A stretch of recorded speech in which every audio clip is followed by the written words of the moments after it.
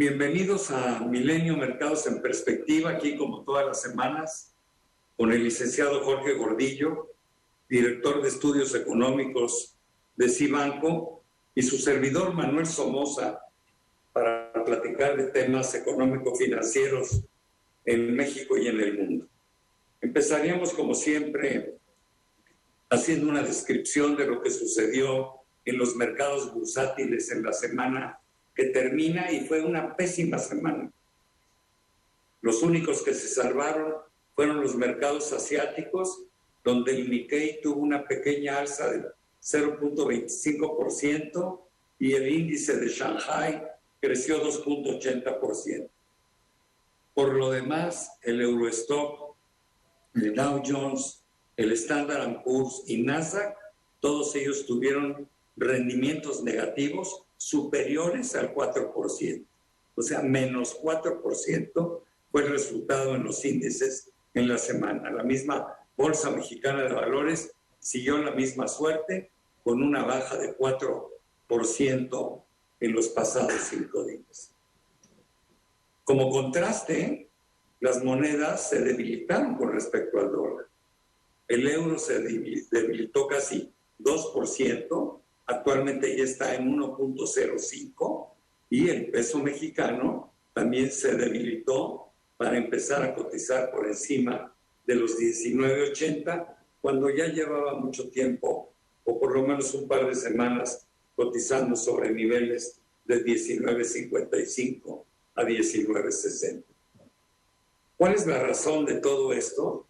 Bueno, se esperaba un dato ligeramente mejor para la inflación en Estados Unidos, y no fue el caso. La inflación subió nuevamente, rebotó a 8.6. Ahora, aquí lo que preocupa a los mercados, además de la inflación per se, es cuál va a ser la reacción de la Reserva Federal en el caso de Estados Unidos. Pero esta semana fue de inflaciones. También salió la de México. No tan mala como la de Estados Unidos, ligeramente mejor que la del mes de abril, pero nada para festejar. La inflación bajó de 7.68 en abril a 7.65 en mayo. Bueno, pues prácticamente se mantuvo en los mismos niveles. En Europa la inflación salió al 8.1%. El único país que sorprende es China, con una inflación del 2.1%. ¿Por qué? Bueno, porque en el Oriente no hay inflación.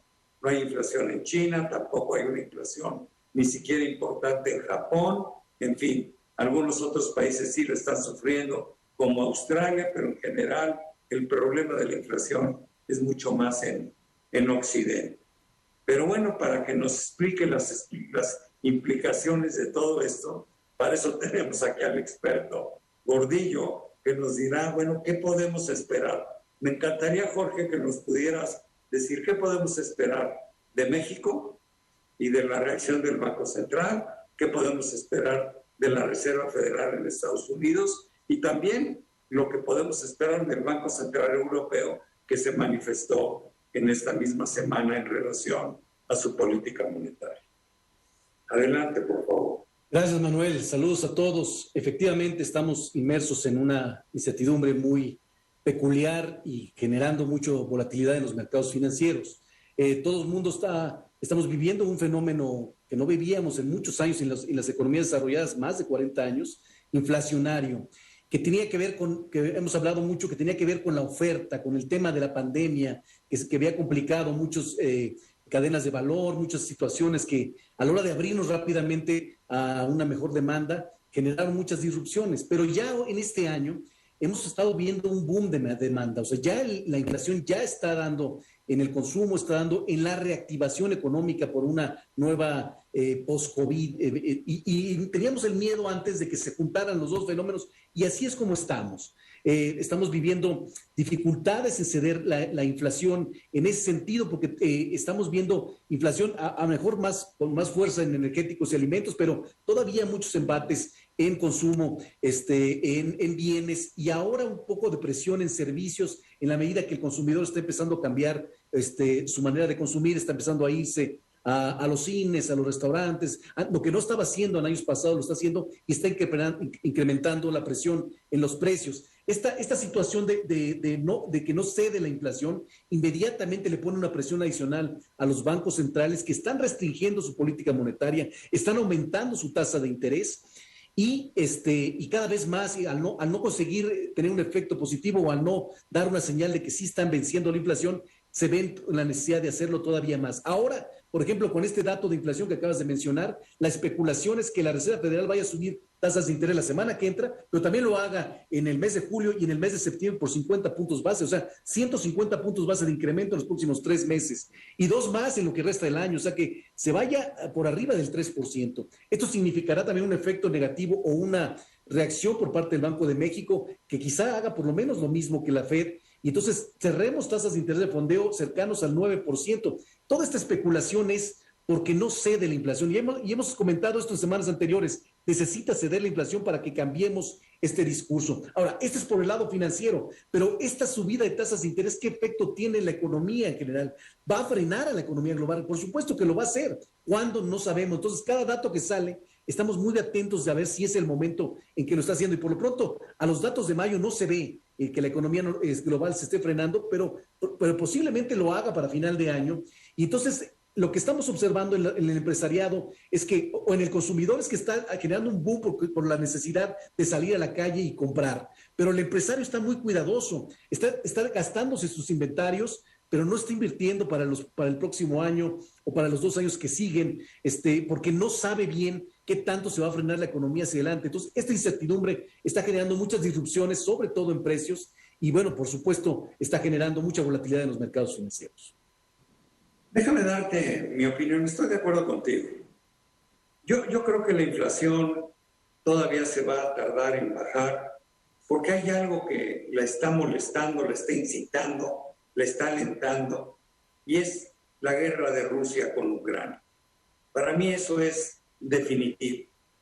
Ya sé que no son 2 grandes potencias económicas, ni Rusia ni Ucrania, pero son muy importantes en el abastecimiento de petróleo, de gas natural, de fertilizantes, en fin. Yo creo que la guerra es la peor noticia que pudimos tener en este año, y creo que como no se ve una solución a corto plazo de ella, o por lo menos yo no la veo, creo que esto va a impedir que la inflación empiece a ceder más rápido. Sin embargo, estoy convencido de que sí va a ceder. A lo mejor nos tardamos 3 o 4 meses más, pero no solo los energéticos componen la inflación.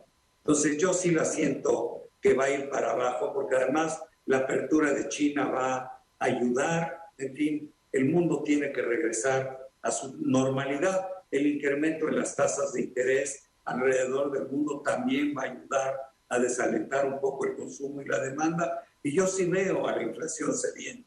A lo mejor estamos equivocados, no va a ser en el mes de julio, no creo, yo creo que vamos a seguir padeciendo todavía otro ratito, pero sí lo veo esto en la última parte del año. Pero sí quiero señalar que la bronca fundamental es Rusia, su actitud, su guerra estúpida que está dañando al mundo entero, pero sobre todo está dañando a Europa. Yo, por las cifras económicas que veo, por ejemplo, veo a Estados Unidos crecer al 2.8 este año o 2.6, al 1.6 para el año entrante. Eso para mí lo traduzco como un aterrizaje suave de la economía.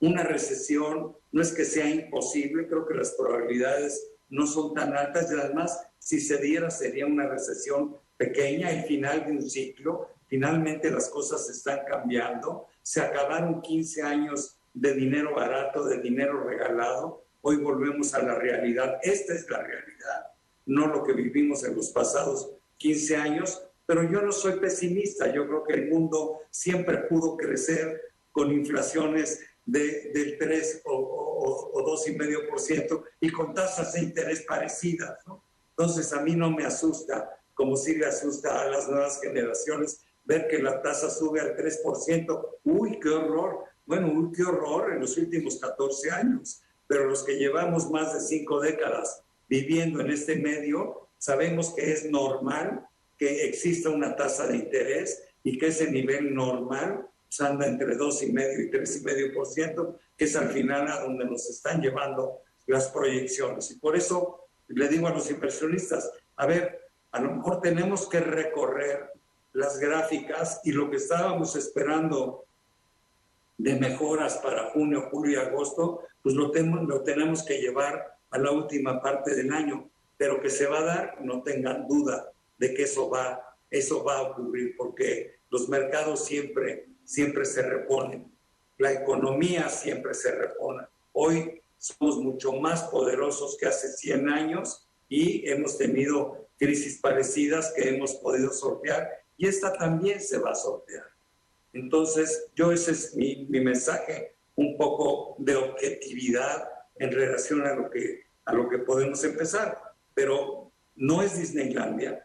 Vamos a tener que vivir con incrementos en las tasas de interés en México, en Estados Unidos, en Europa. Va a seguir fastidiando el tema de la guerra, porque esto no va a permitir que el petróleo y el gas bajen de precio. Esto no va a permitir que fluyan los fertilizantes como deberían de fluir, porque Ucrania y Rusia producían el 70% de lo que consumía el mundo. Bueno, pues está bien, por eso nos vamos a atrasar, pero que vamos a salir adelante, yo no tengo la menor duda. Sí, Manuel, seguimos viviendo la disrupción que generó la pandemia, estamos en una nueva época, estamos apenas ajustándonos a todos estos cambios que observamos al estar en confinamiento.